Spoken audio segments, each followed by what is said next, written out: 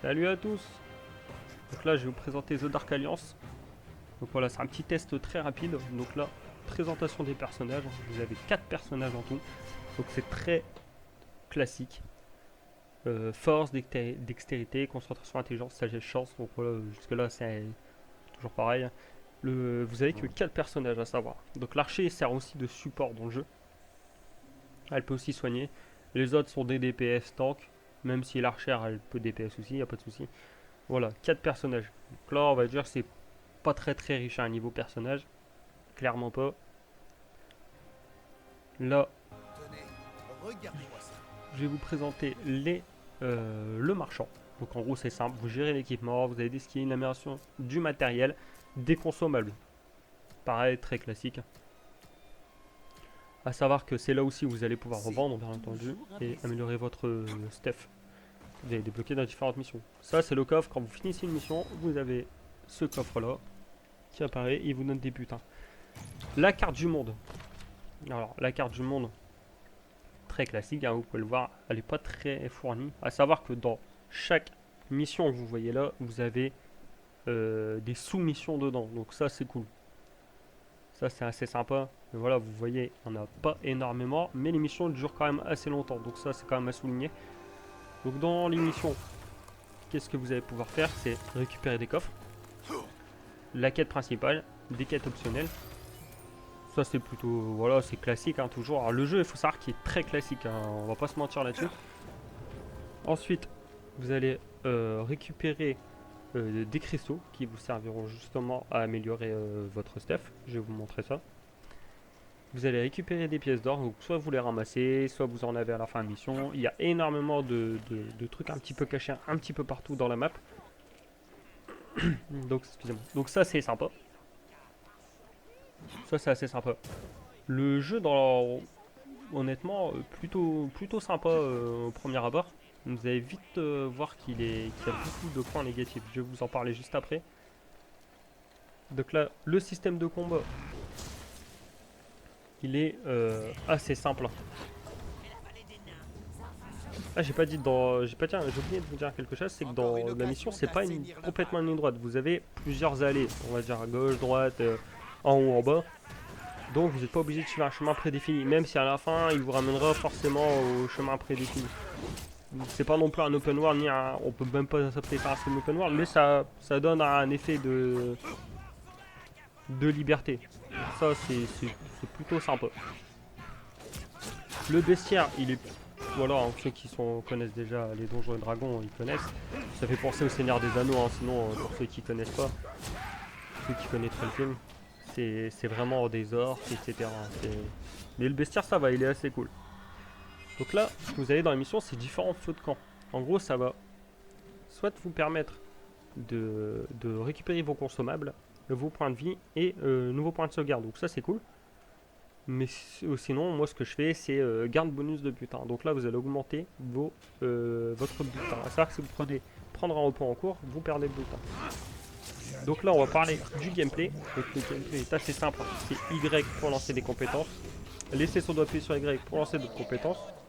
Une autre compétence, on n'a que deux. Vous pouvez le débloquer dans le jeu, bien sûr. Vous avez l'attaque ultime, c'est les deux joysticks. Sur PC, je vais pas dire les touches, je les connais pas. Là, je vais jouer sur Xbox. Ou sur Play, c'est les mêmes. Ensuite, RB et gâchette droite pour voilà, lancer des attaques. Donc R1, R2 pour lancer différentes attaques. Vous avez d'autres combinaisons avec en appuyant sur deux touches, etc. Vous avez aussi la possibilité, vous avez un arbre de compétences qui va vous donner forcément des nouvelles capacités et compétences. Vous avez des points de bon aussi pour améliorer toujours votre personnage. Bon, là c'est un RPG classique, hein, on va pas se mentir. Il donne une fausse liberté dans certains tests que j'ai pu voir, qu'on peut diriger le joystick pour faire des combos comme dans un jeu de combat. C'est totalement, franchement c'est un peu rajouté. Vous appuyez en avant, ça fait une combinaison, vous appuyez en arrière, ça fait une autre combinaison. Vous appuyez brièvement, ça fait une autre combinaison, fortement et brièvement en arrière, ça fait une autre combinaison.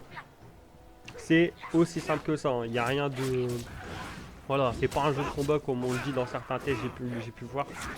C'est un peu du rajout. Ensuite, vous avez le système, vous avez énormément de debuffs dans le jeu. Les ennemis vont en utiliser énormément, ça c'est cool. Donc ça, c'est ce que vous voyez là, c'est à la fin d'une mission. C'est tout simple, vous avez votre résumé, vos stats. Donc là, facile quand c'est en orange, c'est qu'on est le meilleur, mais là je suis tout seul, donc forcément. Ensuite, là c'est le nombre d'XP que vous allez gagner. Vos pièces d'or obtenues à la fin du match. De l'acte. Ensuite, les matériaux pour vous améliorer votre stuff. Et pour finir, vous allez avoir le butin à la fin. Voilà, comme je vous le dis. Et à la fin de chaque acte, vous pouvez ouvrir dans le hub le coffre que je vous ai montré au départ. Donc rien de spectaculaire. À la limite, le solo est bien. Et là, je vais vous parler du multijoueur. Donc la scène que vous voyez là, c'est tout simplement la scène du début qui va vous présenter l'histoire. Pour ceux qui veulent lire, j'ai mis les sous-titres. Moi, ils peuvent le lire. Pour ceux que ça intéresse.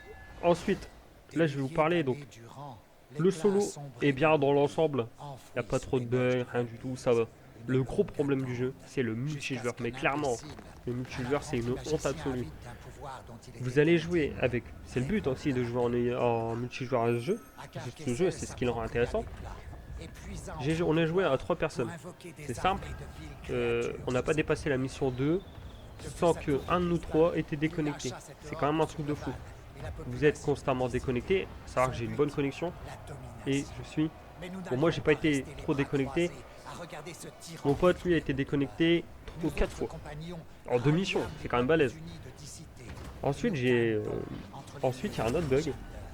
C'est que quand vous êtes loster, ça va. Sinon, ceux qui vont vous rejoindre vont perdre leur stuff. Pas de panique, hein. Il suffit de quitter le jeu pour retrouver son stuff. Donc encore une perte de temps. Et encore un bug de plus. Sans compter les bugs, les problèmes de framerate, les frises de l'écran quand vous êtes en multijoueur. Il y a quoi d'autre comme bug? Il y en a tout plein. Il y a un nombre incalculable de bugs dans le jeu. Il va falloir vraiment un gros repatch. Hein. Après, on est en 2021, on est habitué. Hein. Mais heureusement, ça va, c'est pas Ubisoft qui développe le jeu, parce que là, ça aurait pu être pire. Non, je rigole, je pense qu'ils doivent travailler en lien avec Ubibug, il n'y a pas d'autre solution. Parce que vous avez des problèmes d'affichage. Vous avez les personnages, les ennemis qui se téléportent, qui reviennent vers vous, qui vous mettent des coups, vous savez même pas d'où ils viennent. Donc là, dans l'état actuel, le jeu, je vous le déconseille totalement. Il sera bien quand il y aura plusieurs patchs. Parce que le jeu est bon dans l'ensemble, mais il y a trop de bugs.